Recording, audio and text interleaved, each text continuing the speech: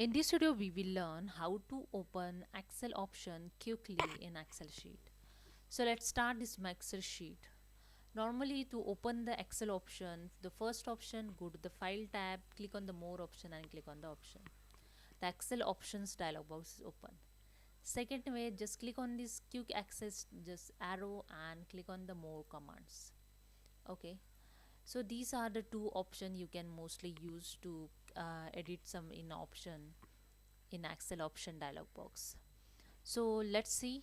I show you one quick option. Just go to the more and click on the option and click on the customize ribbon option and select here the commands not in the ribbons. Okay, then search here option, then select here the option home and select here tab where you want to add this option home tab tool. I select here the PND tab in C group and click on the add. Option home is added and click on the OK. Now in the PND Tech tab, the options home tool is added. When you click on it, the Excel options is open.